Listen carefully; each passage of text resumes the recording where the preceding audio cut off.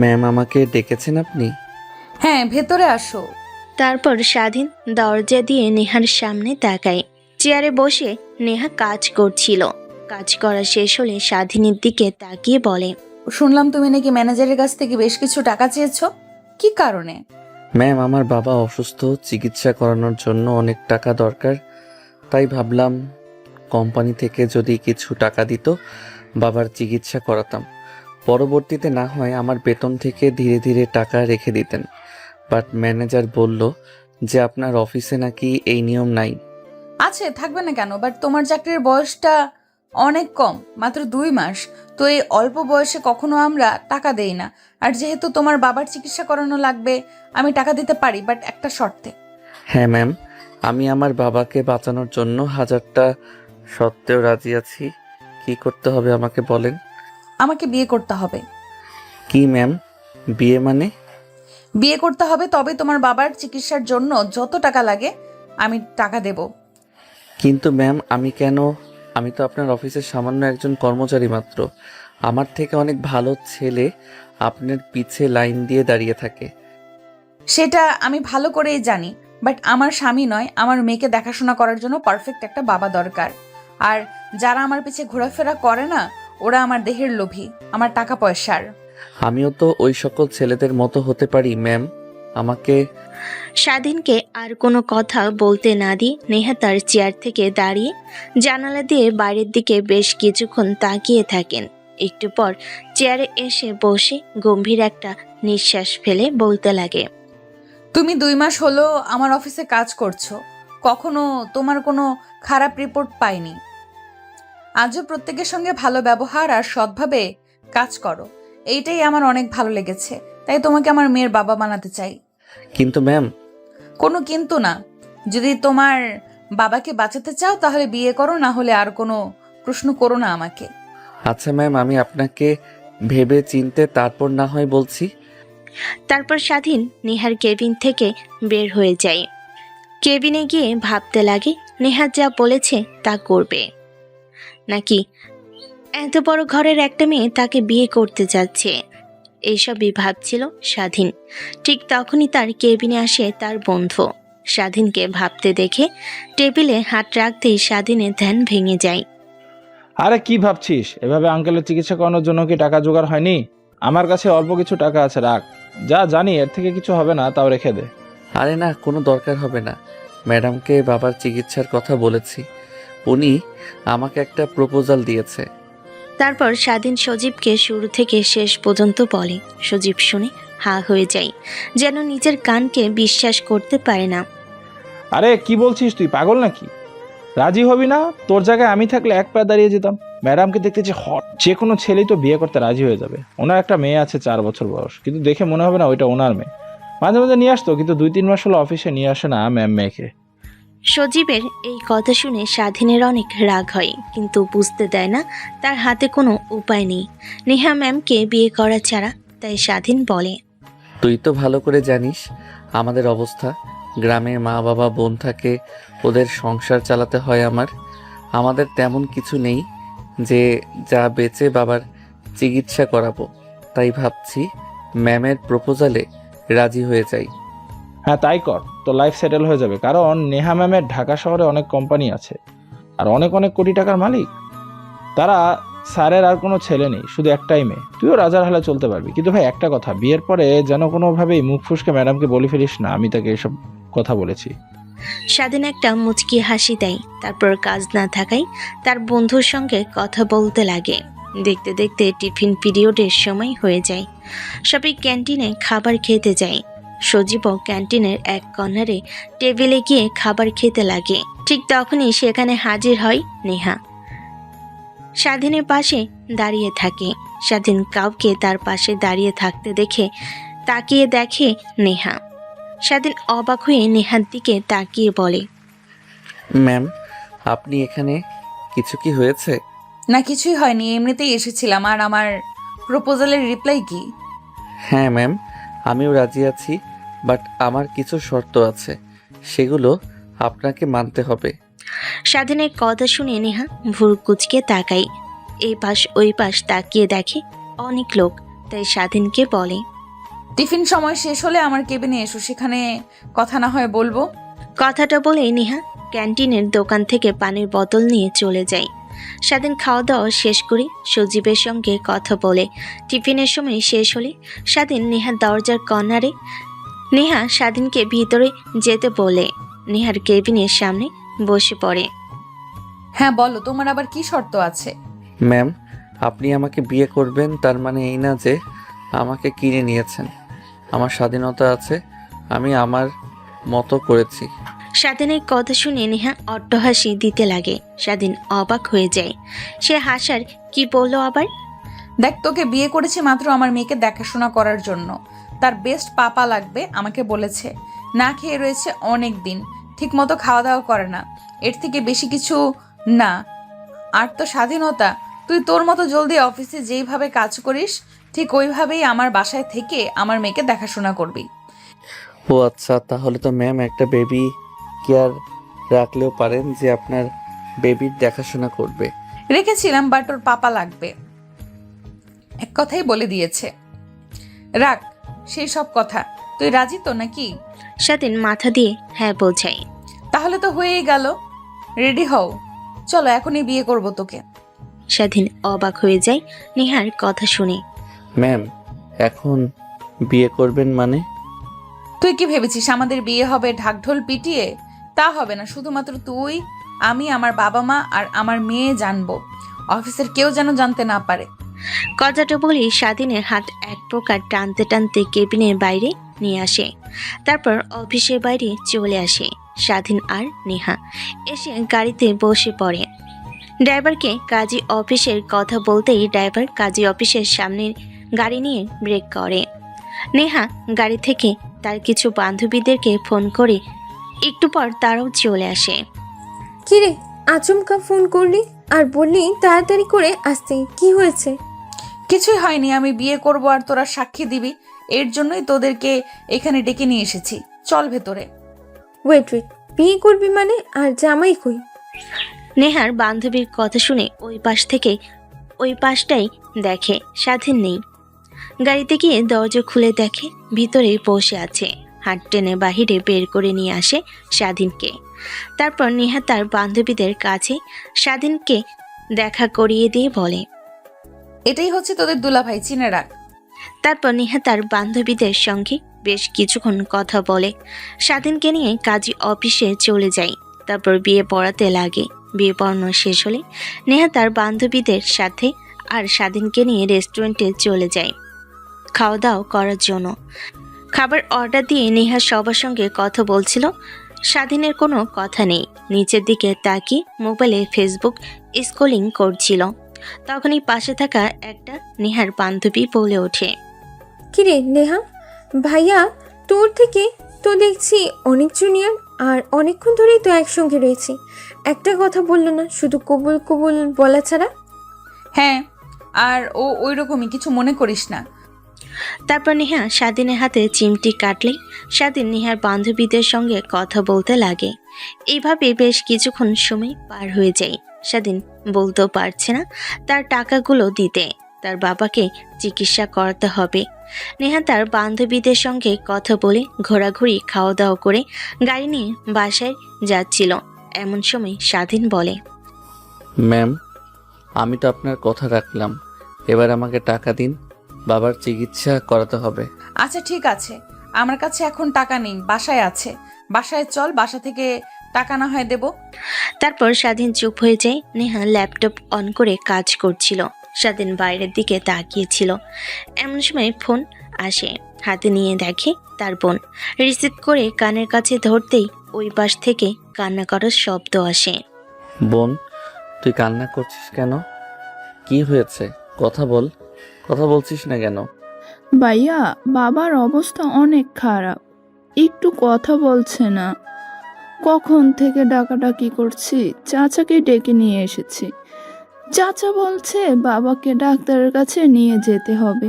এখন কি করব কিছুই বুঝতে পারছি না। কাছে একটা টাকাও নেই, মাও কান্না করছে।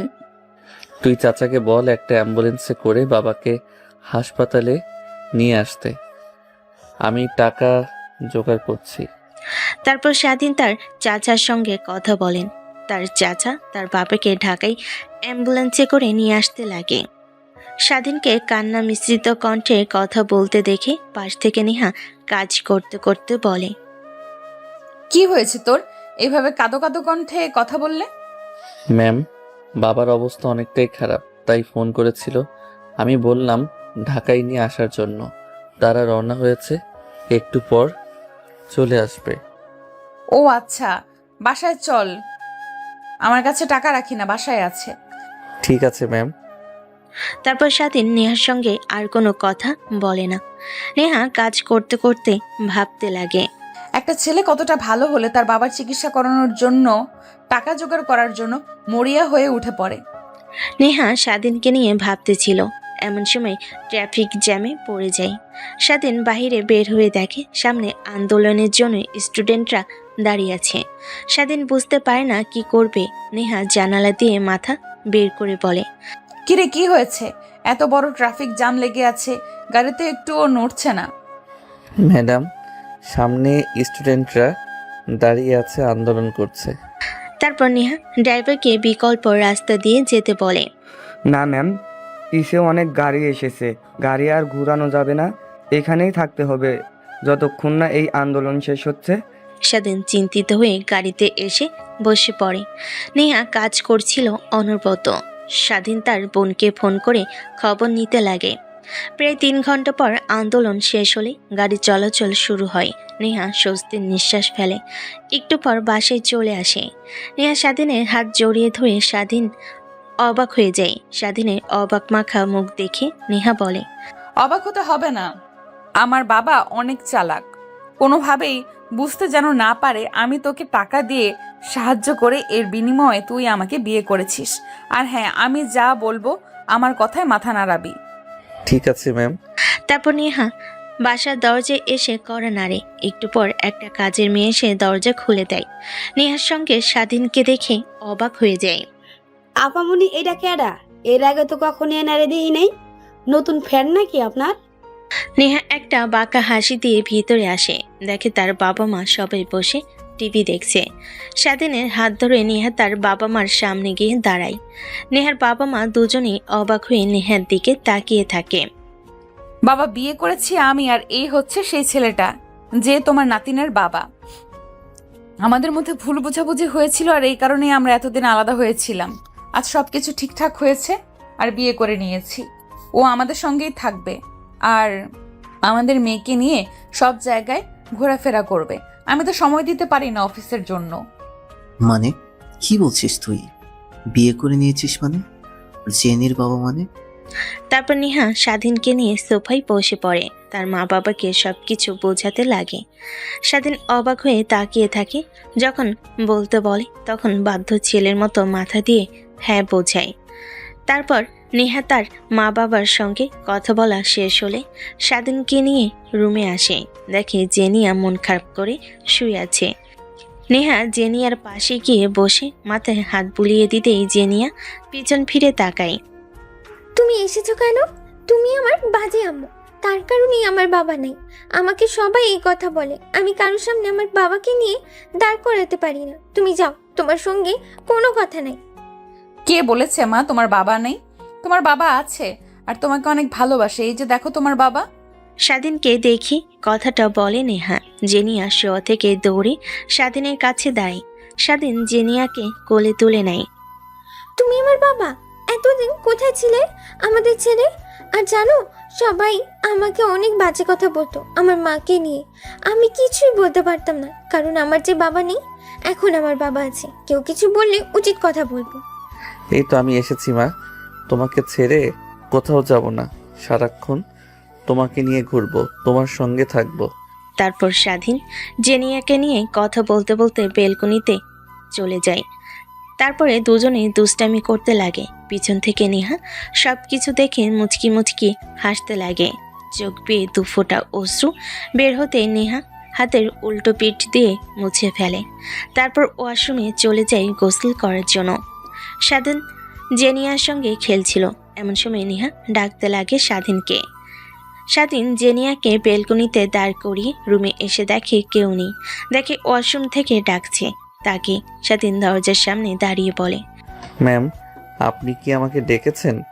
হ্যাঁ ডেকেছি, মানে গোসল করতে এসেছি, বাট ওয়ারড্রপে দেখো আমার জামা কাপড় আছে, ওগুলো আনতে ভুলে গেছি। আর ভেজা গা নিয়ে বাইরে বের হতে পারবো না, একটু এনে দিবে? নেহার কথা শুনে স্বাধীন অনেকটা লজ্জা পায়। তারপর ওয়ারড্রপ থেকে জামা কাপড় নিয়ে এসে নেহার হাতে দিতে যাবে, অমনি নেহা স্লিপ কেটে জামায় টান লাগতেই স্বাধীনকে নিয়ে ফ্লোরে পড়ে যায়। স্বাধীন চোখ বন্ধ করে ফেলে, মিটিমিটি করে তাকিয়ে দেখে তার শরীরের ওপর স্বাধীন শুয়ে আছে। তার ঠোঁটের থেকে স্বাধীনের ঠোঁট বিন্দু মাত্র কয়েক ইঞ্চি তফাৎ। নেহা হাত সরিয়ে দিয়ে স্বাধীনকে তার উপর থেকে সরিয়ে দেয়। স্বাধীন চোখ বন্ধ করে নেহার উপর থেকে উঠে দরজা লাগিয়ে দিয়ে বলে, মানে ম্যাম, সরি, আসলে আমি বুঝতে পারি নাই, আর আমি কিছুই দেখি নাই, বিশ্বাস করেন, চোখ বন্ধ করেছিলাম। স্বাধীন নেহাকে উদ্দেশ্য করে কথাটা বলে তখনই পেছন থেকে ইয়ে ইয়ে, কি মজা কি মজা, বাবা মাকে নিয়ে পড়ে গিয়েছিল তার উপরে। নেহা আর স্বাধীন দুজনেই লজ্জা পেয়ে যায় জেনিয়ার কথা শুনে। স্বাধীন দূরে জেনিয়াকে কোলে করে মুখ চেপে ধরে বারান্দায় নিয়ে গিয়ে বলে, মা, এসব কথা বলতে হয় না, কেউ শুনলে অনেক খারাপ বলবে আমাকে আর তোমার মাকে। তুমি কি চাও তোমার মা আর আমাকে খারাপ বলো? তো এসব কথা কাউকে যেন বলো না। স্বাধীনের কথা শুনে জেনিয়া মাথা দিয়ে হ্যাঁ বোঝায়। তারপর স্বাধীন জেনিয়ার সঙ্গে খেলা করতে লাগে। অন্যদিকে নেহার বাবা মা নিচে বসে থেকে নিজেদের মধ্যে কথোপকথন করছিল। তোমার কি মনে হয় তোমার মেয়ে যা বললো সত্যি? কেন সত্যি হতে যাবে না? দেখলে না ছেলেটা কত সুন্দর, আর জিনিয়ার সঙ্গেও কিরকম জানি ফেসটার মিল রয়েছে। তোমার কি মনে হয় তোমার মেয়ে যা বললো সত্যি? তুমি হয়তো বা জানো না, আমি ওই ছেলেটার সব ডিটেলস বের করেছিলাম। আমার মেয়ের এত বড় সর্বনাশ করেছে ওই হারামজাদাকে আমি শায়েস্তা না করে পারি? ও এই ছেলে না। কি বলছো তুমি? তাহলে এই ছেলেটাকে আর আমাকে দিয়ে যে কথা বলো, তাহলে কি নেহা মিথ্যে কথা বললো? হ্যাঁ, নেহা মিথ্যা কথাই বলেছে। আসলে এই ছেলেটাকে আমি কোথায় যেন দেখেছি, মনে করতে পারছি না। মনে পড়েছে, এই ছেলেটা তো আমাদের অফিসে কাজ করেন। আমি মাঝে মাঝে নেহার সঙ্গে দেখা করতে গেলে দেখেছি। কিন্তু একে বিয়ে করলো কেন? নিশ্চয়ই এর মধ্যে কিছু না কিছু আমাকে বের করতেই হবে। আরে তুমিও না বুঝতে পারছো না, নেহা ছেলেটাকে ভালোবাসে, এর কারণেই বিয়ে করেছে। আমাদের যে দুজনকে মেনে নিয়ে ওদের দোয়া করবা, ওরা যেন সুখে শান্তিতে থাকে। মেয়েটাকে অনেক কান্না করতে দেখেছি, আর দেখতে চাই না। নেহার বাবা মা দুজন দুজনের সঙ্গে কথা বলছিল। এদিকে নেহা গোসল করে বের হয়। স্বাধীন নেহার দিকে একবার তাকিয়ে চোখ ফিরিয়ে নেয়, জেনিয়ার সঙ্গে খেলা করতে লাগে। এমন সময় স্বাধীনের ফোনে রিং হতে লাগে। হাতে নিয়ে দেখে তার বোন ফোন করেছিল। কিছুক্ষণের জন্য স্বাধীন ভুলে গিয়েছিল সব। ফোন রিসিভ করতেই ও পাশ থেকে স্বাধীনের বোন বলতে লাগে, ভাইয়া কোথায় তুমি? আমরা তো ঢাকা হয়ে হসপিটালে ভর্তি করেছি, কিন্তু তুমি কোথায়? একটু দাঁড়া, আমি টাকা নিয়ে এক্ষুনি আসছি। তারপর স্বাধীন জেনিয়াকে কোলে করে রুমে এসে দেখে নেহা ড্রেসিং টেবিলের সামনে বসে থেকে চুলগুলো হেয়ার ড্রাই করছিল। স্বাধীন জেনিয়াকে খাটের পর বসিয়ে দিয়ে বলতে লাগে, ম্যাম, বাবাকে ঢাকায় নিয়ে এসেছি, আপনি যদি টাকাগুলো দিতেন তাহলে আমি নিয়ে যেতাম। স্বাধীনের কথা শুনে নেহা পিছন ফিরে বড় বড় দৃষ্টিতে তাকায়। স্বাধীন অবাক হয়ে যায়। নেহা বসা থেকে উঠে স্বাধীনের কলার চেপে ধরে বেলকনিতে নিয়ে গিয়ে দেওয়ালের সঙ্গে চেপে ধরে বলতে লাগে, তোকে তো বলতে ভুলে গিয়েছি, আমার মেয়ের বয়স 4 বছর না হয়, ও অনেক কিছুই বুঝতে পারে। ওর সামনে আমাকে ম্যাম বলে ডাকবে না, আমার নাম কিংবা যে কোনো কিছু বলে ডাকবি। আর টাকা লাগবে তো, তাই না? দিচ্ছি, এখানেই দাঁড়া। কথাটা বলে নেহা রুমে প্রবেশ করে। ওয়ারড্রপ থেকে টাকার ব্যাগ বের করে বেলকনিতে এসে স্বাধীনকে দিয়ে দেয়। স্বাধীন টাকাগুলো প্যান্টের পকেটে রেখে জেনিয়ার কাছে এসে মাথায় আলতো করে একটা চুমু দিয়ে বলে, মা, তুমি থাকো, আমি একটু পর আবার আসছি। তুমি কি খাবে বলো? না বাবা, তুমি যাবে না, আমি জানি তুমি গেলে আর আসবে না, প্লিজ যেও না। না মা, তোমার বাবা আবার আসবে, দেখে নিও। তোমার বাবার কাজ আছে, কাজ করতে যায়। আমি যেমন কাজ করতে যাই, একটু পর চলে আসবে, তখন তুমি আবার তোমার বাবার সঙ্গে আড্ডা দিও। হ্যাঁ, এবার যেতে দাও তোমার বাবাকে। ওকে বাবা, তুমি যাও, বাট আমার জন্য আসার সময় মজা নিয়ে এসো। হ্যাঁ, চকলেট লুকিয়ে লুকিয়ে নিয়ে এসো, মা দেখলে আবার খেতে দিবে না। ঠিক আছে মা। তারপর স্বাধীন নেহার রুম থেকে বের হয়ে আসে। মেন দরজার দিকে যেতে যাবে, অমনি বসার রুম থেকে নেহার বাবা ডাকতে লাগে। তারপর স্বাধীন নেহার বাবার সামনে গিয়ে দাঁড়িয়ে থাকে। নেহার বাবা স্বাধীনকে প্রশ্ন করে, দেখো বাবা, আমি আমার মেয়েকে ভালো করেই জানি। ও যতই মিথ্যা কথা বলুক না কেন, ওর যে বয়ফ্রেন্ড ছিল ওর সম্বন্ধে সব খবরাখবর বের করেছিলাম আমি। তুমি নয়, ওই ছেলেকে এবার বল তুমি কি। ইয়ে মানে স্যার কিভাবে বলি যে। সমস্যা নেই বাবা, তুমি আমাকে খুলে বলতে পারো, আমি কাউকে কিছু বলবো না। মানে স্যার, নেহা ম্যাম আমাকে আমার বাবার চিকিৎসার জন্য টাকা দিয়েছে। এর কারণে বলেছে আমি যেন তাকে বিয়ে করি। ও আচ্ছা, এই ব্যাপার। তা তুমি যেতে পারো বাবা। স্যার একটা কথা বলবো, আমি যে আপনাদেরকে বলেছি এই কথা যেন ম্যামকে না বলেন। ম্যাম এমনিতেই বলেছে আমার কোনো বিষয়ে সন্দেহ যেন না করেন আপনারা। ওকে বাবা, তুমি যেতে পারো, কাউকে বলবো না। তারপর স্বাধীন নেহার বাড়ি থেকে বের হয়ে আসে। বাইরে রিক্সার জন্য অপেক্ষা করছিল। এমন সময় আবার ফোন আসে, হাতে নিয়ে দেখে তার বোন। ভাইয়া কোথায় তুমি? ডাক্তার বাবাকে দেখে বলল ইমিডিয়েটলি অপারেশন করতে হবে, আর অপারেশন করতে নাকি 10 লাখ টাকা লাগবে। এতগুলো টাকা কোথায় পাবো? বাবাকে অ্যাডমিট করছে না, বাবা ছটফট করছে। তুই জলদি আয় ভাইয়া। টেনশন করিস না, বাবার চিকিৎসার জন্য টাকা ম্যানেজ করেছি, একটু পরে আসছি আমি। কথাটা বলেই স্বাধীন ফোন কেটে দেয়। গাড়ির জন্য অপেক্ষা করতে লাগে, কিন্তু রিক্সা পায় না। একটু পর স্বাধীনের সামনে একটা গাড়ি এসে দাঁড় করে। দেখে নেহার গাড়ি। স্বাধীন অবাক হয়ে যায়। এখন নেহা ম্যাম আবার কোথায় যাবেন? গ্লাস নামিয়ে দিয়ে ড্রাইভার বলে, ভাইজান গাড়িতে উঠে বসেন, কোনো হাসপাতালে স্যারকে ভর্তি করেছেন বলেন, আমি আপনাকে নামিয়ে দিয়ে আসছি। না লাগবে না, আপনি যেতে পারেন। ম্যাম দেখলে আবার অনেক বকাবকি করবে আমাকে। আপনি নামিয়ে দিতে গিয়েছেন। ভাইজান সমস্যা নেই, ম্যামই আমাকে ফোন করে বলল যে আমি যেন আপনাকে হাসপাতালে নামিয়ে দিয়ে আসি। স্বাধীন আর কোনো কথা না বলে গাড়িতে উঠে বসে। ড্রাইভার গাড়ি চালাতে লাগে। স্বাধীন হাসপাতালের অ্যাড্রেস বলেই সেই দিকে ড্রাইভার যেতে লাগে। একটু পর হাসপাতালের সামনে এসে গাড়ি ব্রেক করে। স্বাধীন ড্রাইভারকে ধন্যবাদ দিয়ে হাসপাতালের ভিতর চলে যায়। দেখে তার বোন হাসপাতালের গেটের সামনে দাঁড়িয়ে আছে। স্বাধীনকে দেখতে পেয়ে তার বোন দৌড়ে এসে জড়িয়ে ধরে। আর ভয় পাবি না বোন, আমি তো চলে আসি, সেই চল। তারপর স্বাধীন তার বোনকে সান্ত্বনা দিয়ে ডাক্তারের কেবিনে চলে যায়। গিয়ে দেখে ডাক্তার বসে আছে। স্বাধীন পারমিশন নিয়ে ডাক্তারকে সব কথা খুলে বলে কাউন্টারে টাকা জমা দিতে বলে। স্বাধীন কাউন্টারে গিয়ে টাকা জমা দেওয়ার একটু পরে নার্সরা এসে স্বাধীনের বাবাকে আইসিইউতে নিয়ে যায়। স্বাধীন তার চাচা আর বোন আইসিইউ রুমের সামনে পায়চারি করছিল। এমন সময় স্বাধীনের ফোন আসে। হাতে নিয়ে দেখে ম্যাম লেখা নাম্বার। স্বাধীন একটু ফাঁকে গিয়ে ফোন রিসিভ করে কানের কাছে ধরতে ও পাশ থেকে নেহা বলে, কোথায় তুমি? মানে মামা বাবাকে হাসপাতালে অ্যাডমিট করেছি, অপারেশন চলছে, আইসিইউ রুমের সামনে দাঁড়িয়ে আছি।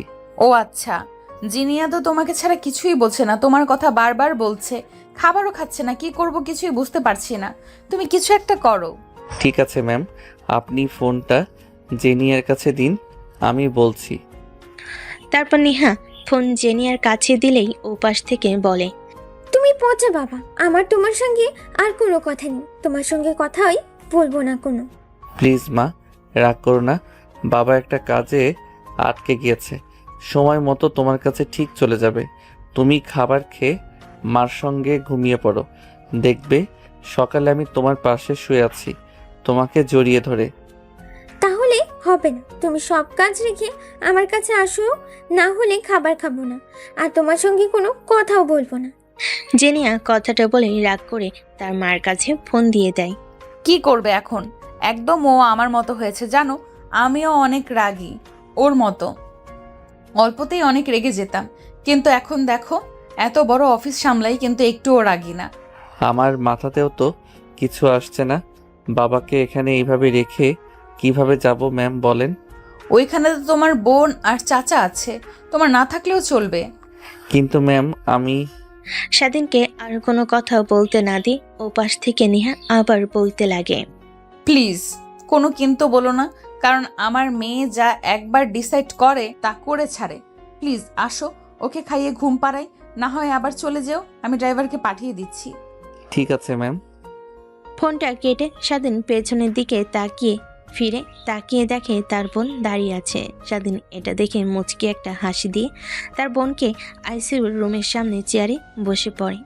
বোন, তুই কোনো চিন্তা করিস না, দেখবি বাবা ঠিক সুস্থ হয়ে উঠবে। আগের মতো আমাদেরকে বকা দেবে, আগের মতো সব কাজ করতে পারবে। ঠিক আছে ভাইয়া। তারপর স্বাধীন চেয়ার থেকে উঠে তার চাচার কাছে গিয়ে বলে, চাচা, বাবার চিকিৎসা করানোর জন্য অফিস থেকে অনেকগুলো টাকা নিয়েছি, তাই কাজ করতে হবে। আমাকে ফোন করেছে, এখন যেতে হবে। আপনি তো এখানে আছেন, কোনো প্রয়োজন হলে আমাকে ফোন করবেন, আমি চলে আসব। ঠিক আছে বাবা, তুই কোনো টেনশন করিস না, আমি তো আছি নাকি, সব সামলে নেব। আর কোনো সমস্যা যদি হয় তোকে বলবো। তারপর স্বাধীন তার বোনের কাছে এসে কপালে একটা চুমু খেয়ে কাজে যেতে হবে কথাটা বলে হসপিটালের বাইরে আসে। দেখে নেহার গাড়ি দাঁড়িয়ে আছে। স্বাধীন গিয়ে বসে পড়ে। ড্রাইভার গাড়ি চালিয়ে নেহার বাসার দিকে যেতে লাগে। এমন সময় ড্রাইভার বলে, ভাইজান, একটা প্রশ্ন করব, যদি আপনি কিছু মনে না করেন তাহলে। স্বাধীন ড্রাইভারের কথা শুনে অবাক দৃষ্টিতে মাথা নাড়িয়ে হ্যাঁ বোঝায়। তারপর ড্রাইভার বলতে লাগে, ভাইজান, আপনার আর আপামনির বিয়ে হয়েছে নাকি? যতদিন আপামনির সঙ্গে কাজ করেছি কখনো দেখিনি কোনো ছেলের সঙ্গে চলাফেরা করতে। আই মিন, আপনি যেভাবে আজকে ম্যামের সঙ্গে আসলেন তাই আর কি। স্বাধীন হ্যাঁ বলতেই যাবে, তখনই মনে পড়ে যায় নেহার কথা। নেহা তাকে বলেছে তাদের এই সম্পর্কের কথা বাইরের কেউ যেন না জানতে পারে। তাই স্বাধীন কিচ্ছু বলে না, মুচকি একটা হাসি দিয়ে বলে, কি যে বলো না তুমি, ব্রাহ্মণ হয়ে কখনো কি চাঁদে হাত বাড়ানো যায়? চাঁদ তো অনেক দূরে, আমাদের সাধ্য নেই চাঁদকে ছোঁয়ার, দূর থেকে শুধু উপভোগ করতে হয়। হ্যাঁ ভাইজান, ঠিক বলেছেন। আমি একটা মেয়েকে ভালোবাসতাম, আমাদের গ্রামের চেয়ারম্যানের মেয়ে। ভয়ে কখনো বলা হয়নি, একদিন সাহস করে বললাম, তখন তার বাবাকে দিয়ে আমাকে মার খাওয়ালো। তাও পিছু ছাড়িনি, অনেক ঘুরেছি। এক পর্যায়ে রাজি হয়ে গেল, তারপর আর কি, পালিয়ে ঢাকায় চলে আসি। এখন আমাদের সুখের সংসার, আল্লাহর রহমতে একটা ছেলেও আছে। এখনও চেয়ারম্যান নিয়ে সব কিছু মেনে নিয়েছে। ড্রাইভারের কথা শুনে স্বাধীন হাসতে লাগে। হাসতে হাসতে এক পর্যায়ে বলে, হ্যাঁ ঠিক বলেছ ভাই, এক জিনিসের উপর লেগে থাকলে কখনো বৃথা যায় না, কিন্তু কিছু কিছু জিনিস আছে যেটা তুমি কখনোই সম্ভব না। যেমন পাথরে ফুল ফোটানো, তারপরে অনেক গানে বলে না আদৌ কি সম্ভব, তা কিন্তু নয়।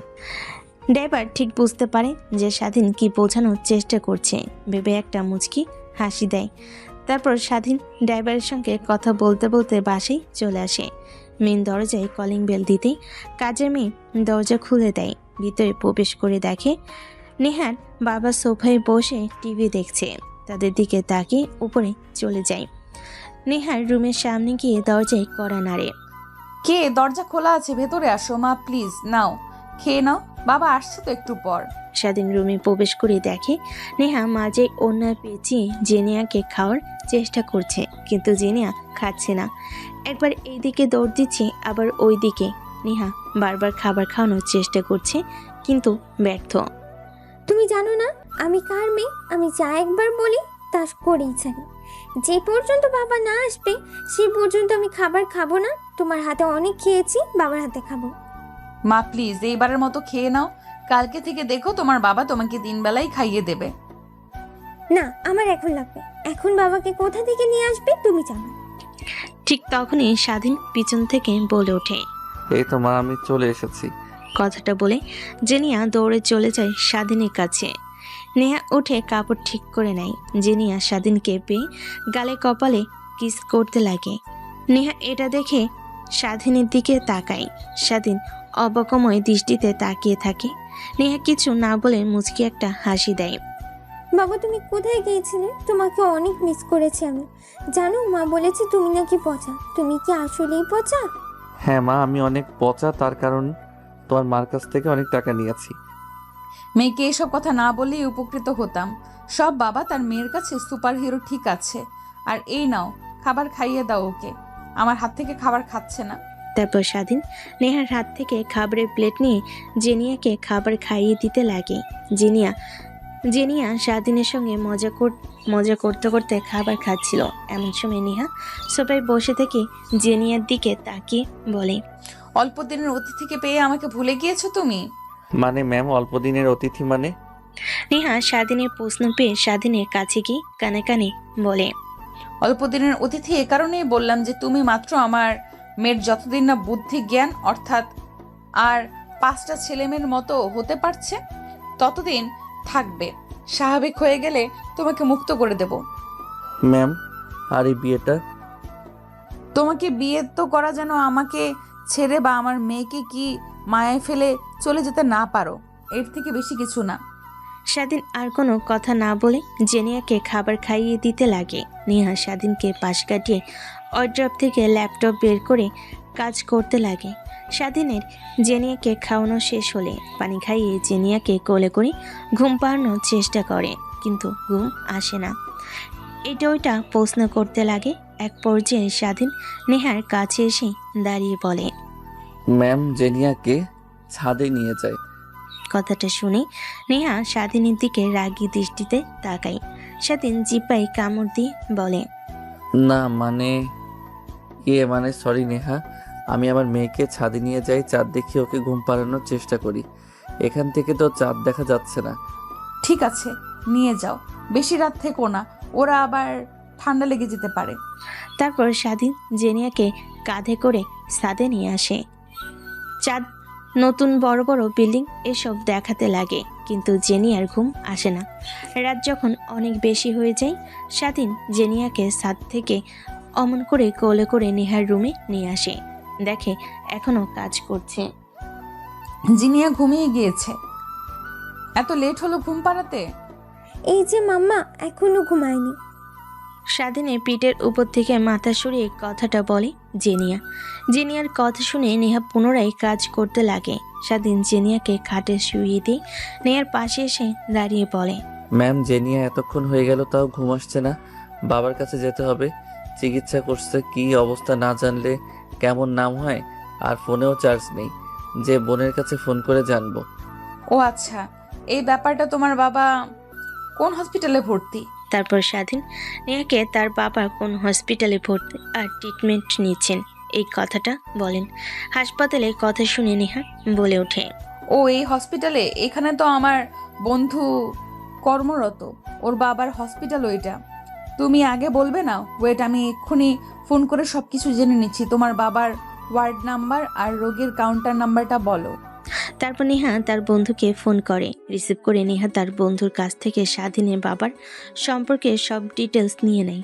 স্বাধীন কাঁপতে লাগে। তার বাবার কেমন অবস্থা এখন? এই কথা বলার শেষ করে স্বাধীনের দিকে তাকায়, দেখে স্বাধীন কাঁপছে। এটা দেখে নেহা মুচকি একটা হাসি দিয়ে বলে, আরে পাগল ছিলে নাকি তুমি? এভাবে কাঁদছো কেন? চিন্তার কোনো বিষয় নাই, তোমার বাবা একদম বিপদ মুক্ত আছে। একটু পর তাকে কেবিনে শিফট করা হবে। তুমি এক কাজ করো, এইখানেই থেকে যাও, জিনিয়াকে ঘুম পাড়িয়ে দাও, না হলে ও আজকে রাতে ঘুমাবে না। দেখো, জেদ ধরে না ঘুমিয়ে থাকবে। কিন্তু ম্যাম, কি করব এখন? আমি আর আপনি তো আমাকে আমার রুম দেখিয়ে দেননি। কি বলছো তুমি? মাথা ঠিক আছে তোমার? আলাদা রুম মানে? আমার রুম মানেই তো তোমার রুম। আর জিনিয়া আমার সঙ্গে ঘুমায়, আর আমি জিনিয়াকে ছাড়া ঘুমাতে পারবো না। তুমি জিনিয়াকে মাঝখানে দিয়ে সাইডে ঘুমিয়ে পড়ো, আমি কাজ শেষ হলে ঘুমিয়ে পড়বো। কথাটা শুনেই স্বাধীন নেহার কাছ থেকে উঠে খাটে গিয়ে জেনিয়াকে নিয়ে ঘুমানোর চেষ্টা করে, কিন্তু জেনিয়ার ঘুম আসে না। শেষমেশ স্বাধীন জেনিয়াকে তার বুকের উপর শুইয়ে দিয়ে হাত দিয়ে থাপড়াতে লাগে। এক পর্যায়ে জেনিয়া ঘুমিয়ে যায়। স্বাধীন জড়িয়ে ধরে ঘুমিয়ে যায়। নেহার কাজ করা শেষ হলে নাইট ড্রেস পরে খাটের কাছে এসে স্বাধীন জেনিয়াকে জড়িয়ে ধরে ঘুমাতে দেখে নেহা বাকরুদ্ধ হয়ে যায়। আজ যদি তুমি থাকতে, তোমার মেয়ে তোমাকে এভাবে জড়িয়ে ধরে ঘুমাতো, আর অন্য কোনো লোকের কাছে এভাবে যেতে হতো না বাবার অধিকার নিয়ে। আল্লাহ জানে স্বাধীন আগেও আমার মেয়েকে তার বাবার মর্যাদা আর সম্মান দিতে পারবে কিনা। অন্য একজনের মেয়েকে কখনো কেউ ভালোবাসতে পারে? কথাটা ভাবতে লাগে। এমন সময় নেহার চোখ থেকে এক ফোঁটা অশ্রু পড়তে যাবে, অমনি নেহা তার চোখ মুছে লাইট অফ করে ডিম লাইট জ্বালি স্বাধীনের পাশে ঘুমিয়ে পড়ে। নেহাকে স্বাধীনের বুক থেকে সরিয়ে দেয় না। সকালবেলা সবার আগে জেনিয়ার ঘুম ভেঙে যায়। তারপরে স্বাধীনের বুক থেকে উঠে দেখে নেহা স্বাধীনকে জড়িয়ে ধরে আছে। জেনিয়া উঠে নেহার ফোন দিয়ে 3টা ছবি তুলে নেয়। তারপর জেনিয়া ওয়াশরুমে চলে যায়। নিজে ফ্রেশ হয়ে ব্রাশ করে নিচে চলে আসে নানা নানির কাছে। অন্যদিকে নেহার ঘুম ভাঙতেই দেখে সে স্বাধীনকে জড়িয়ে ধরেছে। স্বাধীন তাকে জড়িয়ে ধরেছে। নেহা লজ্জা পেয়ে স্বাধীনের কাছ থেকে ছাড় পেতে যাবে, অমনি স্বাধীনেরও ঘুম ভেঙে যায়। নেহা চোখ বন্ধ করে ফেলে। অন্যদিকে স্বাধীনের ঘুম ভাঙতেই নেহাকে তার সামনে দেখে অবাক হয়ে যায়। জিহ্বায় কামড় দিয়ে তড়িঘড়ি করে উঠে দাঁড়ায় আর মনে মনে ভাবতে লাগে, আল্লাহ, যাই হোক, আমার আগে ঘুম ভেঙেছে। না হলে যদি আমার আগে ম্যামের ঘুম ভাঙতো তাহলে তো আমাকে আজকেই মেরে ফেলতো। কথাটা বলেই স্বাধীন তড়িঘড়ি করে ওয়াশরুমে চলে যায়। গোসল করে বাইরে এসে দেখে নেহা ঘুম থেকে উঠে চোখ কসলাতে বসে আছে। ঘুম থেকে উঠে তন্ন তন্ন করে জিনিয়াকে খুঁজছিলাম, কিন্তু কোথাও দেখছি না। তুই কি কোথাও দেখেছিস? কই ম্যাম, আমিও তো দেখি নাই। ঘুম থেকে ওঠার পর জেনে এক রুমে দেখি নাই, হয়তোবা ওর নানু না নিয়ে ওর সঙ্গে গিয়ে আড্ডা দিচ্ছে।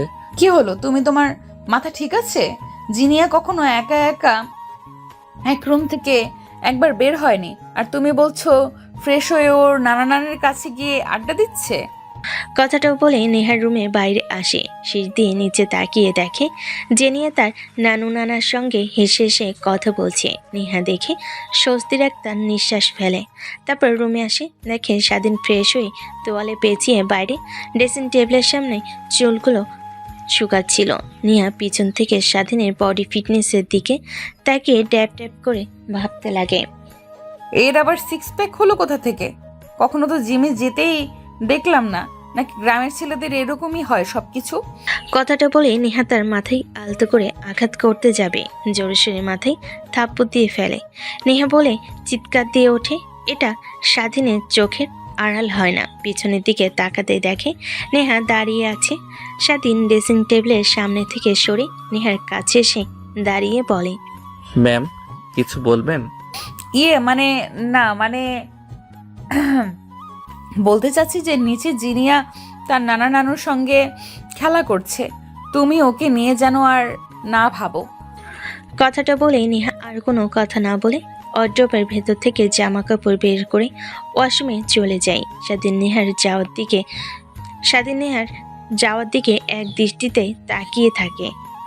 তারপর স্বাধীন বেলকনিতে চলে যায়। বাইরে তাকিয়ে দেখতে লাগে অনেক বড় বিশাল একটা বাড়ি। 3 বছর পর।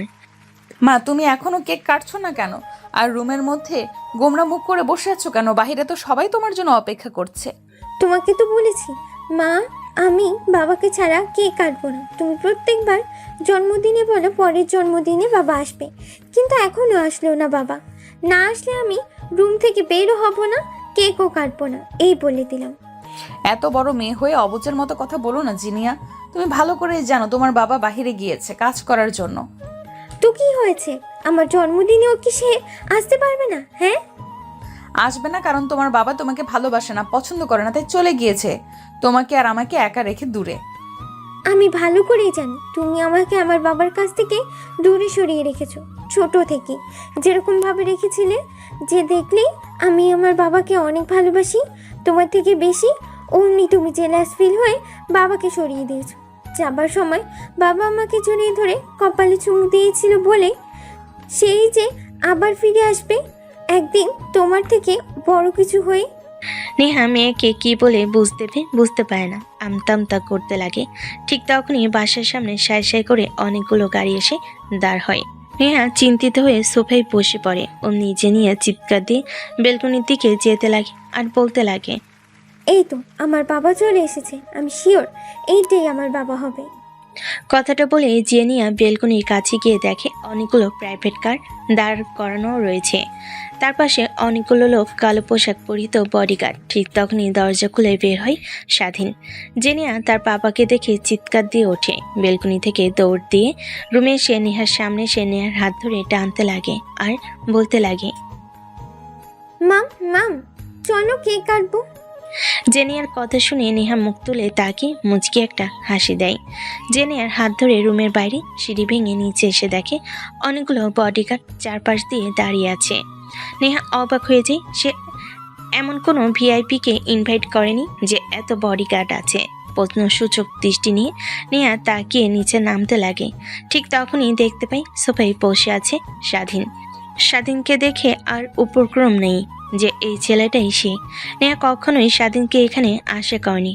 আবার এইভাবে নেহার দিকে স্বাধীন বাঁকে একটা হাসি দিয়ে তাকায়। তারপরে জেনিয়া নেহার হাত থেকে হাত ছাড়িয়ে ধরে স্বাধীনের কাছে গিয়ে জড়িয়ে ধরে কপালে কিস করে বলতে লাগে, বাবা তুমি আমাকে রেখে কোথায় গিয়েছিলে? যাবার সময় বললে যে তুমি খুব তাড়াতাড়ি আমার কাছে ফিরে আসবে এত বছর পর। না বাবা, অনেক বিজি ছিল তাই আসতে পারি নাই।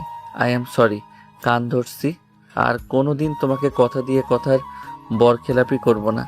এবারের মতো ক্ষমা করে দাও আমাকে। স্বাধীন তার কান ধরে বাচ্চাদের মতো করে আশেপাশে সবাই হা হয়ে যায়। নেহা অবাক হয়ে যায়। নেহা স্বাধীনের কাছে গিয়ে জেনিয়ার হাত ধরে টানতে টানতে নিয়ে আসতে লাগে। জেনিয়া স্বাধীনের হাত শক্ত করে জড়িয়ে ধরে। আশেপাশে থাকা সবাই নিজেদের মধ্যে কানাঘোষা করতে লাগে। এই ছেলেটাকে এর আগে তো কখনো নেহাদের বাসায় দেখিনি, হঠাৎ এসেছে মনে হচ্ছে। অনেক বড় লোক। আর জিনিয়া এসে ছেলেটাকে জড়িয়ে ধরলো, বাবা বাবা বলছে। তার মানে গিয়ে জিনিয়ার বাবা এটাই। মামা আমি বাবাকে ছাড়া কোথাও যাব না, প্লিজ তুমি আমাকে ছেড়ে দাও। অনেক দিন পর বাবা এসেছে, আমি বাবার সঙ্গে বাইরে ঘুরতে যাব। কে তোমার বাবা? তিনি তোমার বাবা না, তোমার বাবা মারা গেছে। আর এই হচ্ছে বাকি কথা বলতে গিয়ে নেহ থেমে যায়। স্বাধীন তাকিয়ে থাকে নেহার বাঁকা কথা শোনার জন্য, কিন্তু কিছুই বলে না। নেহা ধ্যান মেরে সেখানেই দাঁড়িয়ে থাকে। জেনিয়া রেখে নেহার হাতে কামড় বসিয়ে দেয়। নেহা জেনিয়ার হাত ছেড়ে দেয়। জেনিয়া দৌড়ে স্বাধীনের কাছে গিয়ে জড়িয়ে ধরে বলতে লাগে, বাবা তোমার কাছ থেকে আমাকে আর কেউ দূরে রাখতে পারবে না। আমি জানি তুমি মাকে ভয় পেয়ে আমাকে রেখে চলে গিয়েছিলে। এখন আমি বড় হয়েছি, তোমাকে আর ভয় পেতে হবে না মাকে। দেখো মা, কেউ কিছু বলেনি আমাকে। আমি ব্যবসার কাজে চলে গিয়েছিলাম তোমাকে রেখে। আর কেউ মাকে এভাবে কথা বলে? যাও তোমার মার কাছে সরি বলো। আর অনেক সময় হয়ে গিয়েছে, সবাই অপেক্ষা করছে। চলো কেক কাটো। জেনিয়া হাসি দিয়ে তার মার কাছে যায়। নেহা বসে থাকে ফ্লোরে। তুলতে লাগে জিনিয়া, কিন্তু ওঠে না। নেহা গিয়ে জিনিয়াকে একটা থাপ্পড় লাগিয়ে দেয়। গটগট করে রুমে চলে যায়। স্বাধীন নেহার পিছু পিছু নেহার রুমে যায়। কোনো দিকে না তাকে খট করে দরজা লাগিয়ে দেয় স্বাধীন। বাড়ি থেকে দরজায় কড়া নাড়তে লাগে। দেখুন ম্যাম, আই এম সরি। আসলে এখানে আমার আসা উচিত হয়নি, এটা আমি ভালো করে জানি। কিন্তু কি আর করব বলেন, সোজা বিদেশ থেকে এখানে এসেছি। জেনিয়াকে অনেক দেখতে ইচ্ছে করছিল, আর তখনই মনে পড়ে যায় আজকে তো জেনি আরও জন্মদিন, তাই আরও তাড়াতাড়ি চলে এসেছি। এসে তো ভালোই করেছিস তুই। আমার মেয়েকে আমার কাছ থেকে দূরে সরিয়ে দিয়েছিস। আর কি চাস তুই? দেখ, তোকে বলেছিলাম না তুই আমার মেয়ের কাছ থেকে দূরে চলে যায়। এর বিনিময়ে যত টাকা চাস তোকে তত টাকাই দিয়েছি। আবার ফিরে এসেছিস কেন তুই? আরও টাকা লাগবে বল, আমি তোকে আরও টাকা দেব। কিন্তু প্লিজ তুই আমার আর আমার মেয়ের জীবন থেকে সরে যা। ঠিক আছে ম্যাম, আপনি যেহেতু বলছেন তাহলে চলে যাব। এখন রাগ না করে প্লিজ আসেন, কেক কাটি। সবাই নিচে অপেক্ষা করছে। স্বাধীনের কথা শুনে নেহা হাতের উল্টো পিঠ দিয়ে চোখ মুছে ফেলে। তারপর নিজেকে সামলে নিয়ে দরজা খুলে বাইরে আসে। তারপর নেহা স্বাধীনকে পাশ কাটিয়ে নিচে চলে যায়। স্বাধীন নেহার পিছু পিছু নিচে চলে আসে। তারপর জেনিয়াকে নিয়ে কেক কাটতে লাগে। সবাই হাতে তালি দিয়ে জেনিয়াকে উৎসাহ দিতে লাগে। জেনিয়া কেক কেটে আগে স্বাধীনকে খাইয়ে দেয়। এটা দেখে নেহা অনেক রাগ করে, কিন্তু হাসি মুখে তাকিয়ে থাকে দেখতে দেখতে। সবাই গিফট দিতে লাগে। নেহার সঙ্গে জেনিয়ার সঙ্গে কথা বলে সবাই চলে যায়, পুরো বাসা ফাঁকা, শুধু নেহার বাবা আর নেহার মা আর নেহা আর জেনিয়া রয়েছে। ঠিক তখনই জেনিয়া স্বাধীনের কাছে এসে বলে, বাবা সবাই তো অনেক গিফট দিল, আমাকে তুমি তো কিছু গিফট দিলে না। আমার তো মনেই নেই। এই যে এই পেপারটা তোমার, আর এই পেপারটা তুমি তোমার মাকে দেবে যখন আমি এই বাসা থেকে চলে যাব, কেমন? ঠিক আছে, বাট এই কাগজে কি আছে বাবা, খুলে দাও আমাকে দেখি। অনেক বড় একটা সারপ্রাইজ গিফট তোমার মার কাছে দিলে, খুলে দিলে তখন তুমি দেখো। আর বিশেষ করে এই কাগজটা তোমার মাকে দিব। তার মানে কি বাবা, তুমি চলে যাবে এখন আমাকে আর মাকে রেখে আবার অনেক দিনের জন্য? জেনিয়ার কথা শুনে স্বাধীন তার মুখে কৃত্রিম একটা হাসির রেখা টেনে বলতে লাগে, হ্যাঁ মামুনি, যেতে তো হবেই আমাকে কাজ করার জন্য। আবার আসবো তোমাকে দেখার জন্য। প্লিজ বাবা তুমি যেও না, তোমার মতো আমাকে আর কেউ বাইরে নিয়ে ঘোরায় না। মা সব সময় অফিস করে, নানু আর নানা ভাই তো অসুস্থ, তারা আমাকে নিয়ে ঘোরে না। দেখো মা, পাগলামি করো না। তুমি তো এখন অনেক বড় হয়েছো, তাই না? সব বুঝতে পারো। আমি আবার আসবো। কথাটা বলে স্বাধীন জেনেকে বোঝাতে লাগে। নেহা পাশে দাঁড়িয়ে সব দেখতে লাগে। স্বাধীন যাওয়ার সময় জেনেকে কোলে করে কপালে একটা কিস করে নামিয়ে দিয়ে যেতে লাগে।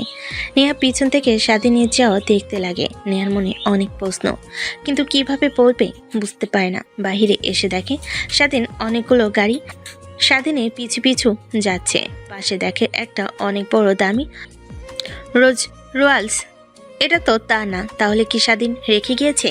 ভাবতে ভাবতেই নেহা মেন দরজা লাগিয়ে বসার রুমে এসে বসে। ঠিক তখনই নেহার বাবা মা এসে বলে, মা, তুই যে বললি স্বাধীন মারা গিয়েছে, তার মানে তুই মিথ্যা কথা বললি।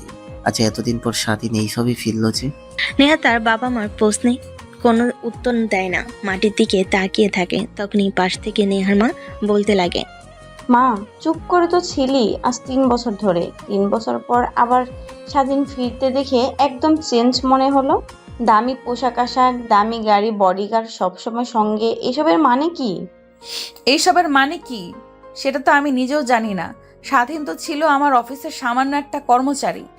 একদমে কথাগুলো বলে নেহার মা বাবা দুজনেই অবাক হয়ে নেহার দিকে ড্যাব ড্যাব করে তাকিয়ে থাকে। কি কি বলছিস মা এসব তুই? যা বলছি ঠিক বলছি। স্বাধীন আমার অফিসের সামান্য একটা কর্মচারী। ওর বাবা অনেক অসুস্থ। ঢাকার প্রলোভন দেখিয়ে ওকে বিয়ে করি আমি। টাকার প্রলোভন দেখিয়ে ওকে বিয়ে করি আমি। জেনিয়া যেন দেখাশোনা করতে পারে, জেনে একটা বাবা পাবে, ঘুরোঘুরি করতে পারবে। দেখো না, সারাক্ষণ বাবার জিদ ধরে থাকতো, তার জন্য। এটা আমরা আগে থেকে জানি। তারপরে বল কিভাবে স্বাধীন এসব এত টাকা পয়সার মালিক হলো? সেটা তো আমিও জানি না। দেখি দিন দিন জিনিয়া স্বাধীনের প্রতি কেমন যেন হয়ে গেছে। স্বাধীনকে ছাড়া কিছুই বুঝতে পারে না, আমার কাছে আসে না। আমি কথা বলতে গেলে কথা বলে না, সারাক্ষণ সারাদিনের সঙ্গে থাকে। স্বাধীনের সঙ্গে ঘুমাবে, স্বাধীন না খাইয়ে দিলে সে খাবে না। তাই অনেক রাগ হয় আমার। তাই স্বাধীনকে 10 লক্ষ টাকা দিয়ে বাড়ি থেকে চলে যেতে বলি। ও আচ্ছা, তাহলে এই ব্যাপার। হ্যাঁ বাবা, কিন্তু আমার মাথায় কিছুই আসছে না। এতদিন পর স্বাধীন আসলো, সবাইকে চমকে দিয়ে দেখে তো মনে হচ্ছে এই অল্প কিছু দিনে অনেক পরিবর্তন করে ফেলেছি নিজেকে। বাদ দে মা, যা হবার তা হয়েছে। যা রুমে যাও, জিনিয়া রয়েছে একা একা। তারপর নেহা সোফা থেকে উঠে তার রুমে চলে যায়। দেখে জেনিয়া খাটের উপর বসে 2টা প্যাকেট হাতে নিয়ে ঘুরিয়ে ঘুরিয়ে দেখছে। নেহা খাটের উপর বসতেই জেনিয়া নেহার দিকে প্যাকেট 2টা এগিয়ে দিয়ে বলে, মাম্মাম বাবা যাবার সময় এই 2টা প্যাকেট দিয়ে গিয়েছে, বলেছে এই লালটা তোমাকে দিতে আর এই নীলটা আমার। কিন্তু আমি তো খুলতে পারছি না, তুমি একটু খুলে দেবে? বাবা আমাকে কি গিফট দিয়েছে দেখবো। তুমি কেন ওর কাছ থেকে গিফট নিতে গেলে? কেন মা, আমার আব্বু হয়, তার কাছ থেকে গিফট নেব, এটা তো স্বাভাবিক। অনেক আঙ্কেল আন্টি এসেছিল, আবার তোমার অনেক আত্মীয় এসেছিল, তাদের কাছ থেকে গিফট নিয়েছি। তুমি তো কিছু বললে না। নেহা নিজেও বুঝতে পারে না যে জেনিয়া আর এই প্রশ্নে কি জবাব দেবে। চুপ করে থাকে। তারপর জেনিয়া হাত থেকে লাল প্যাকেটটা খুলে দেখে একটা খামটা ছিঁড়ে দেখে একটা পেপার, হাতে নিয়ে দেখে ডিভোর্স লেটার। এটা দেখে নেহার আচমকাই বুকের ভিতর চিনচিন ব্যথা হতে লাগে। দেখে সেইখানে স্বাধীন আগে থেকেই সই করে রেখেছে, শুধু তার সই করার স্থানটাই ফাঁকা। প্যাকেটটা উল্টানোর সঙ্গে সঙ্গে আরেকটা ছোট্ট চিরকুট পড়ে যায়। নেহা ফ্লোর থেকে চিঠিটা তুলে পড়তে লাগে। আমি ভালো করেই বুঝতে পেরেছি যে তুমি অনেক অবাক হয়েছো আমাকে এখানে দেখে। আবার এই অবস্থানে এখন আমি একজন বড় বিজনেসম্যান, তোমার থেকেও অনেক অনেক বড়। বাংলাদেশে যে মেল ইন্ডাস্ট্রি চালু করেছে তার প্রতিষ্ঠাতা আমি, কিন্তু আমার এই অবদানের পিছনে তোমার হাত। কথায় আছে না, ইচ্ছা থাকলে উপায় হয়। তোমার জেদ আজ আমাকে এত দূর নিয়ে এসেছে। সবশেষে একটা কথাই বলবো, যেহেতু আমাকে মেনে নাও নাই আর ভালোবাসতে পারবে না বলেই দিয়েছো, তাই এই সম্পর্ক আর টিকিয়ে রাখতে চাই না। ডিভোর্স লেটারে আমার সই করা আছে, তুমি সই করলেই দুজনের ডিভোর্স হয়ে যাবে। আর জিনিয়ার কাছে যে বক্সটা আছে ওইটাতে ওর জন্য বাংলাদেশের সব থেকে বড় মেলটা ওর নামে লিখে দিয়েছি। আমি বিদেশে থাকি, মা বাবা বোনকে নিয়ে, দেশে তেমন একটা আসা যাওয়া নেই। আমি চাই তুমি তোমার মেয়ের সম্পত্তি সব বুঝে নিয়ে দেখাশোনা করবে। ইতি, তোমার অফিসের সামান্য একটা কর্মচারী। নেহা চিঠিটা পড়ে কেন জানি তার চোখের অশ্রুপাত মানছে না। অনবরত চোখ দিয়ে পানি বের হতে লাগে। জেনিয়া এইটা দেখে নেহার কাছে এসে চোখ মুছে দিয়ে বলতে লাগে, মা, তুমি কান্না করছো কেন? প্লিজ কান্না করো না। আর আমি কখনোই তোমার কথার অবাধ্য হব না। বাবা যাবার সময় বলে গিয়েছে আমি যেন তোমার কথা সব সময় শুনে চলি। আর আমি বাবাকে প্রমিস করেছি যে আমি তোমার সব কথা শুনে চলবো। এবার অন্তত কান্না করো না, প্লিজ কান্না থামাও। নেহা জেনিয়ার কথা শুনে তার কাছে টেনে নিয়ে এসে কপালে কিস করতে লাগে। তোমার জন্য কান্না করছি না আমি মা, জানো আমি অনেক পচা। তোমার বাবাকে আর সবাইকে আমি সব সময় অনেক কষ্ট দিয়ে গিয়েছি, যার ফল এখন আমি হাড়ে হাড়ে টের পাচ্ছি। নেহা জেনিয়াকে জড়িয়ে ধরে কান্না করতে করতে কথাগুলো বলে। এভাবেই পেরিয়ে যায় 2টা দিন। নেহা স্বাধীনের দেওয়া কথা অনুযায়ী মিল ইন্ডাস্ট্রিতে যায়। নেহাকে আর জেনিয়াকে দেখতে পেয়ে দারুণ সালাম দেয়। তখনই মিল ইন্ডাস্ট্রির ম্যানেজার বাহিরে বের হয়ে আসে। নেহা আর জেনিয়াকে আগে দেখে বলতে লাগে, ম্যাম, আপনারা এসেছেন। স্যার তো বলেছে আরও আগে আপনারা আসবেন, তাই সব মন্তব্যবস্থা করে রেখেছি, চলেন। তারপর নেহা আর জিনিয়া ম্যানেজারের পিছে পিছে ভিতরে যেতে লাগে। দেখে অনেক বড় এরিয়া নিয়ে ইন্ডাস্ট্রিটা তার কোম্পানির সবগুলো বিক্রি করে দিলেও এরকম ইন্ডাস্ট্রি একটার অর্ধেকের অর্ধেক তৈরি করতে পারবে না। সে অবাক হয়ে তাকিয়ে থাকে। তখনই মেন কার্যালয়ে যায়। নেহাকে নিয়ে ম্যানেজার দেখি দেওয়ালে টাঙ্গিয়ে রাখা তার নেহা আর স্বাধীনের একটা ছবি। এটা দেখে জিনিয়া ছবির দিকে ইশারা করে নেহাকে বলে, মামা, ওই দেখো, ওই ছবিটাতে আমি তুমি বাবা রয়েছি। ওই ছবিটা কোথায় যেন উঠেছিলাম? হ্যাঁ, মনে পড়েছে। ওইটা তো মতিঝিল নিয়ে গিয়ে উঠেছিলাম। তুমি ফুচকা খেতে গিয়ে অনেক ঝাল লেগেছিল, তখন বাবাকে চুমু খেয়েছিলে। আমার সব মনে আছে। জেনিয়ার কথা শুনে নেহা ওঠে। পাশ থেকে ম্যানেজার মিটিমিটি করে হাসতে লাগে। তারপর কেবিনে যেতে লাগে। ম্যানেজার তার ব্যাগ থেকে দলিল বের করে নেহার হাতে তুলে দিয়ে বলে, ম্যাম, স্যার বলেছে আপনি আর ছোট ম্যাম আসলে আমি যেন আপনাদের এই কাগজটা দিই। এইটাই সম্পূর্ণ ইন্ডাস্ট্রির মালিক। এখানে আপনি সই করার সঙ্গে সঙ্গে মালিক হয়ে যাবেন। আর যখন জেরিনা ম্যামের বয়স 18-র উপরে হবে তখন জেনিয়া ম্যাম এই সম্পত্তির মালিক হয়ে যাবে। তা বুঝতে পারলাম, বাট আপনাদের অফিসের বস কই থাকে দেখতে পাচ্ছি না। ম্যাম, বসের জীবন এইখান থেকে শুরু হলে কি হবে? তার বিদেশে আরও অনেক বড় বড় ইন্ডাস্ট্রি আছে, সে সেখানেই থাকে। ঢাকায় এসে আমাকে এইসব করতে বলেছিল, আমি করে রেখেছি। এখন আপনি এই সব কিছু মালিক, এখন আমি আসি। কথাটা বলেই যে ম্যানেজার কেবিন থেকে বের হতে যাবে অমনি নেহা পিছন থেকে বলতে লাগে, আরে আজব তো, কোথায় যাচ্ছেন আপনি? আমি তো এসবের কিছুই বুঝতে পারি না। হ্যাঁ, ধরে নেন আমি এসবের মালিক, বাট আমি কিছুই বুঝি না। এই বিজনেসে আপনি ম্যানেজার, সবচেয়ে আপনি দেখাশোনা করবেন। তারপর নেহা ম্যানেজারকে নিয়ে পুরো ইন্ডাস্ট্রিটা ঘুরে ঘুরে দেখতে লাগে। এভাবে অনেক দিন পার হয়ে যায়। নেহার কেন জানি স্বাধীনের প্রতি এক অন্যরকম মায়া কাজ করতে লাগে। কিন্তু কিভাবে স্বাধীনের খোঁজ পাবে? কোনোভাবে স্বাধীনের খোঁজ জোগাড় করতে পারে না। তখনই মনে পড়ে যায় ম্যানেজারের কথা। তারপর ম্যানেজারকে কেবিনে ডাক দিতে একটু পর ম্যানেজার চলে আসে। ম্যাম, আমাকে ডেকেছিলেন আপনি? হ্যাঁ, দেখেছি, একটা কথা জিজ্ঞেস করার জন্য। জি ম্যাম, বলুন, কে জিজ্ঞেস করবেন? দেখো, আমি যা জিজ্ঞেস করব তার সঠিক উত্তর দিবে তুমি। আচ্ছা বলুন, আমি আমার সাধ্য হতে তার জবাব দেব। তোমাদের বস স্বাধীন কোথায় আছে এখন, তার অ্যাড্রেসটা আমাকে দিতে পারবে? নেহার প্রশ্ন শুনে ম্যানেজার থতমত খেয়ে যায়, কি বলবে বুঝতে পারে না, আমতামতা করতে লাগে। ঠিক তখনই নেহা বলে, দেখুন, আপনার পায়ে পড়ছি, যদি আপনার স্বাধীনের অ্যাড্রেস জানেন তাহলে প্লিজ আমাকে দিন। ম্যাম, জানি না, এইটা বললে ভুল হবে। আমি সব জানি, কিন্তু আমাকে বলতে নিষেধ করেছে। আমি যদি বলি আমার চাকরি থাকবে না, আর আমার চাকরি না থাকলে না খেয়ে মারা যাব। কি বলো এইসব? তুমি আমার আন্ডারে কাজ করো, কিছুই হবে না। বলো এখন কোথায় আছে স্বাধীন? কিন্তু নেহা ম্যানেজারকে অনেক জোরাজুরি করতে লাগে, টাকার প্রলোভন দেখাতে লাগে, কিন্তু কিছুই বলে না। সে স্বাধীনে অ্যাড্রেস বলতে অস্বীকার পোষণ করে। এভাবে আরো অনেক দিন পার হয়ে যায়। দিন দিন নেহা স্বাধীনে চিন্তা করতে করতে একদম ভেঙে পড়ে। কি রে মা, তোর এই হাল যে অন্যদের কাছ থেকে শুনলাম, তুই নাকি এখন বাংলাদেশের টপ 3 মেল ইন্ডাস্ট্রির মালিক। হ্যাঁ বাবা, তুমি ঠিকই শুনেছো। ভেবেছিলাম আর কয়েকটা দিন গেলে তোমাকে না হয় বলবো, কিন্তু এর আগে শুনে ফেলেছো। হ্যাঁ, এইসব কথা বাতাস দিয়ে হাসে, আর সবাই অনেক বাজে বাজে কথা বলছে যে তুই নাকি স্বাধীনের সঙ্গে রাগ কাটানোর বিনিময়ে তোকে স্বাধীন ওই মেল ইন্ডাস্ট্রিটা দিয়েছে। নেহা তার বাবার কথা শুনে রেগে যায়, চায়ের মগটা ফুলারে ছুঁড়ে মারে, চূর্ণ বিচূর্ণ হয়ে যায়। দেখ মা, মানুষের মুখকে কখনো আটকানো যায় না, এটা তো তুই ভালো করেই জানিস। সবাই কানাঘোষা করছে, তাই বললাম প্লিজ রাগ করিস না তুই। বাই দ্য ওয়ে, এত বড় একটা মেল ইন্ডাস্ট্রি তুই কিভাবে কিনলি? আমার জানা মতে তো ওইটা আমাদের সবগুলো কোম্পানি বিক্রি করে দিলেও কেনা সম্ভব নয়। তাহলে শোনো। তারপর নেহা তার মা আর বাবাকে শুরু থেকে শেষ পর্যন্ত বলে। নেহা কিছুই বলে না, মন খারাপ করে রুমে এসে দেখে জিনিয়া কার সঙ্গে যেন কথা বলছে। এটা দেখে নেহা বলে, জিনিয়া, তুমি কার সঙ্গে কথা বলছো এভাবে হাসি খুশি হয়ে?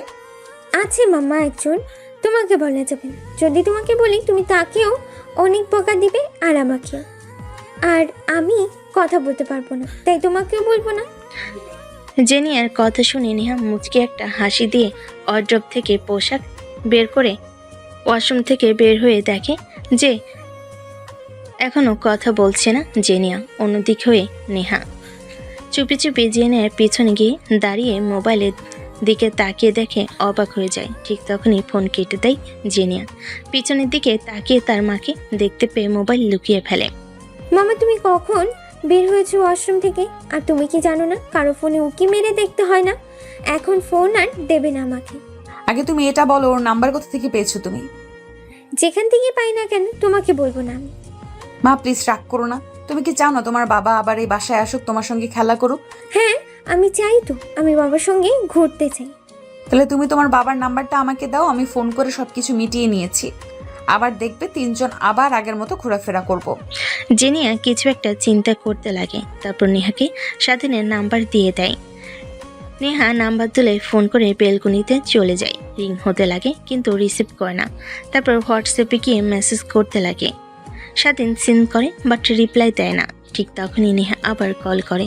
স্বাধীন ফোন রিসিভ করে। অনেক ভাব তোর, তাই না? ভাবতে হবে এখন কোটিপতি বিজনেসম্যান, হাজার হাজার মেয়ে লাইন ধরে ঘুরে আমার ফোন ধরতে যাবে কেন সে? ম্যাম, কিছু বলবেন আপনি? হয়েছে, আর ঢং করতে হবে না। I am sorry. কেন ম্যাম, আমার কাছ থেকে সরি চাচ্ছে না কিসের জন্য? আসলে তোকে ওইভাবে ওই দিন কথা বলা ঠিক হয়নি আমার। I am sorry. তারপর নেহা স্বাধীনের সঙ্গে কথা বলতে লাগে। ঠিক তখনই দেখে বাংলাদেশি নাম্বার, তার মানে স্বাধীন বাংলাদেশে আছে। নেহার মনে প্রশ্ন জাগতে লাগে। ঠিক তখনই স্বাধীন নেহাকে বিদায় জানিয়ে ফোন রেখে দেয়। নেহা ফোন করে কিন্তু বারবার ব্যস্ত দেখায়, বুঝতে পারেন পুলক মেরেছে। জেনিয়ার কাছে গিয়ে জেনিয়ার হাত থেকে ফোন কেড়ে নিয়ে কল দিতে লাগে। একই অবস্থা জেনিয়াকেও ব্লক করে দিয়েছে। নেহা বুঝতে পারে না কি করবে, কিন্তু এটা বুঝতে পারে যে স্বাধীন বাংলাদেশে রয়েছে, কিন্তু কোথায় রয়েছে এটা জানে না। সে তখনই মনে পড়ে যায় স্বাধীনের গ্রামের বাড়ির কথা, কিন্তু কোথায়। তখনই অফিসের ম্যানেজারকে ফোন করে। তারপর নেহা ম্যানেজারকে স্বাধীনের ব্যাকগ্রাউন্ড হিস্টোরি চেক করতে বলে। স্বাধীনের ব্যাকগ্রাউন্ড হিস্টোরি চেক করা হলে স্বাধীনের গ্রামের অ্যাড্রেস জানতে পারে। তারপর জেনিয়ার কাছে এসে নেহাকে জড়িয়ে ধরে বলতে লাগে, মা তাড়াতাড়ি রেডি হও, তোমার বাবার কাছে যাব। মানে হ্যাঁ মা, তোমার বাবার কাছে যাব আর আগের সব বিসর্জনের জন্য ক্ষমা চাবো আর আগের মতো সবকিছু মিটিয়ে নেব। ইয়ে কি মজা, কি মজা, বাবা মা আবার আগের মতো হয়ে যাবে। চলো মা। তারপর নেহা তড়িঘড়ি করে জেনিয়াকে ফ্রেশ করিয়ে পোশাক পরিধান করে লাগেজ গুছিয়ে স্বাধীনতা রোজ রয়্যালস প্রাইভেট কারটা নিয়ে যেতে লাগে স্বাধীনের বাসার উদ্দেশ্যে। প্রায় 7 ঘন্টা পর গিয়ে স্বাধীনী গ্রামে পৌঁছায় নেহা। জিনিয়া এর আগে কখনোই গ্রামে আসেনি, তাই আশেপাশে গ্রামের প্রকৃতি দেখে নেহা বলে, মামা এটা তো অনেক ভালো। আমার বইতে দেখানো যে পরিবেশ, এটা তো তেমন কোনো বাড়ি দালান কোঠা নেই, চারিদিকে শুধু সবুজ মাঠ আর মাঠ, গাছপালা। আমি এখানেই থাকবো, আর ঢাকায় যাব না। আচ্ছা ঠিক আছে মা, আগে তোমার বাবাকে খুঁজে বের করি। তারপর নেহা জিজ্ঞেস করতে করতে এক পর্যায়ে স্বাধীনের বাসা পেয়ে যায়। স্বাধীনের বাড়ির সামনে গাড়ি দাঁড় করে ভিতরে প্রবেশ করে দেখে স্বাধীন মাছ ধরার জাল হাতে নিয়ে দাঁড়িয়ে আছে। পাশে তার মা এক হাতে, অন্য হাতে একটা পাতিলা। তখনই বাড়ির মধ্যে নিয়ে আর জেনিয়া আসে। স্বাধীনকে দেখে অবাক হয়ে যায়। আরে আপনি এখানে, আর জেনিয়া মামনি, তুমি আমার বাড়ির অ্যাড্রেস কোথা থেকে পেলে? নিশ্চয়ই ম্যানেজার দিয়েছে আপনাকে। ম্যানেজার দিতে যাবে কেন, বের করেছি একভাবে, রাখো সেই কথা। বাবা, কে এনারা? চিনতে পারলাম না তো। মানে মা, এনারা হোসেন, আমি যে অফিসে কাজ করতাম ঢাকা, ওই অফিসের মালিক, আর এটা মালিকের মেয়ে। মিথ্যা কথা বলতেছো কেন তুমি? এইটা বললেই তো হয় আমি তোমার বউ। নেহার মুখ থেকে বউ কথাটা শুনে স্বাধীন চোখ বড় বড় করে ফেলে। স্বাধীনের মা অবাক হয়ে বসে থেকে দাঁড়িয়ে পড়ে। বাবা, স্বাধীন কি বলছে এই মেয়েটা? কিছুই তো বুঝতে পারছে না। তোর বউ মানে? হ্যাঁ ঠিক বলেছি, আর এটাই হচ্ছে আমাদের মেয়ে। নেহার কথা শুনে স্বাধীনের মা আরো বোকা বনে যায়। স্বাধীন অবাক হয়ে নেহার কাছে এগিয়ে এসে বলে, আরে ম্যাম কি বলছেন এসব? মাথা ঠিক আছে আপনার? হ্যাঁ, মাথা একদমই ঠিক আছে। যে ভুল করেছি সেই ভুলের প্রায়শ্চিত্তের জন্য এসেছি। দেখুন ম্যাম, আমি চাই না আর আপনাদের মতো বড়লোক কোনো মেয়ের সাথে চলাফেরা করতে। গ্রামের পরিবেশে আমি ভালো পছন্দ করি। এখানে একটা দোকান দিয়েছি, সেই দোকানে যেটা আর্নিং হয় তা দিয়ে আমার পরিবার চলে যায়। আমি এখানে সুখে আছি, আপনি জেনিয়াকে নিয়ে চলে যান। আমি সময় সময় ঢাকায় গিয়ে জেনিয়া গিয়ে দেখে আসবো। যাবার জন্য তো আসিনি, এই বাড়িতে তোমার বউ হয়ে থাকতে চাই আমি। বেশ, আপনি পাগল হয়ে গেছেন। কথাটা বলেই স্বাধীন গটগট করে বাড়ি থেকে বের হয়ে যায়। নেহা গিয়ে স্বাধীনের মায়ের পা ধরে সালাম করতে লাগে, সব কথা বুঝিয়ে বলতে লাগে। স্বাধীনের মার অনেক খারাপ লাগলেও নেহার বিষয়টা বুঝতে পেরে নেহাকে অনেক পছন্দ হয়। স্বাধীনের বাবা আসলে তার সঙ্গে পরিচয় করিয়ে দেয়। নিমিষেই স্বাধীনের মা আর বাবার নেহার আর জেনিয়াকে অনেক পছন্দ হয়। স্বাধীন দিনে আর বাসায় ফিরে না, ফিরতে ফিরতে বিকেল হয়ে যায়। বাসায় এসে দেখে 2টা গাড়ি দাঁড় করা। এইটা দেখে স্বাধীন অবাক হয়ে যায়। ধীরে ধীরে বাসার মধ্যে প্রবেশ করে দেখে নেহার বাবা মা তারও চলে এসেছে। স্বাধীন তাদের পাশ কাটিয়ে যে না রুমের দিকে যেতে যাবে, অমনি স্বাধীনের বাবা ডাক দিতে লাগে। স্বাধীন গিয়ে তাদের পাশে দাঁড়াতেই স্বাধীনের বাবা বলে, দেখ বাবা, তোর মার কাছ থেকে সব শুনেছি। তোর আর নেহা মামুনের কথা দেখ, যা করেছিস তা একদমই ঠিক করিসনি। এখন আমরা যাচ্ছি, তোরা আবার আগের মতো ঠিক হয়ে যা এবং নতুন করে তোদের বিয়ে পড়িয়ে দেব। মানে কি বলছে এসব? বাবা তুমি জানো ওনার মতো বড়লোক ওনাদের পায়ের নখের তুল্য আমরা কখনো হতে পারবো না। দেখো বাবা, এইভাবে কথা বলো না। আমরা ঢাকা যাব না, ভাবছি তোমাদের এইখানে থেকে যাব। গ্রামে অনেক ভালো লেগেছে আমার, আর তোমার আন্টি ভেবেছি তোমাদের পাশে একটা বাড়ি করে সেখানে থাকবো তোমাদের সঙ্গে। আর মাসে একবার ঢাকায় গিয়ে অফিস দেখাশোনা করে আসলেই চলবে। কিন্তু বাবা মা আমি। আর কোনো কিন্তু না, তোর রুমে যা, দেখ তোর খাটের উপরে একটা প্যাকেট রাখা আছে, ওখান থেকে পাঞ্জাবি আর শেরওয়ানি পরে আয়। কাজী সাহেবকে ফোন করছি, একটু পর চলে আসবে। তারপর স্বাধীন তার রুমে চলে যায়। গিয়ে দরজা লাগিয়ে পেছন দিকে তাকে খাটের উপর দেখে একটা প্যাকেট, খুলে দেখে পাঞ্জাবি আর শেরওয়ানি। তারপর পরিধান করে নেয়। বাইরে আসতেই কাজী সাহেবকে দেখতে পায়। তারপর বিয়ের সব কার্যক্রম শুরু হয়। বিয়ে শেষ হলে সবার সঙ্গে কুশল বিনিময় করে। বিয়েটা ঘরোয়াভাবেই দেওয়ায় তেমন কেউ নেই। নেহার রুমে গিয়ে বসে স্বাধীনের জন্য অপেক্ষা করতে লাগে। স্বাধীন বাইরে দিয়ে ঘোরাঘুরি করে রাত গভীর হলে রুমে যায়। দরজা খুলে ঢুকতে যাবে, অমনি নেহা সে স্বাধীনের কলার চেপে ধরে পেছনের দিকে ঘুরিয়ে দরজা লাগিয়ে দেয়। কুত্তার বাচ্চা, এত রাতে কোথায় ছিলে এতক্ষণ? তোর জন্য কতক্ষণ ধরে অপেক্ষা করছি। আমার ঘুম পেয়ে গিয়েছে। এই বাসর রাতের জন্য কত কিছু ভেবে রেখেছিলাম, দেখ সব ধুলোয় মিশে গেল। কিছুই মেশিনি, সবে তো মাত্র রাত 12টা বাজে। কথাটা বলে স্বাধীন টেবিলে একটা হাসি দেয়। হিয়া হাসির রহস্য বুঝতে পারে।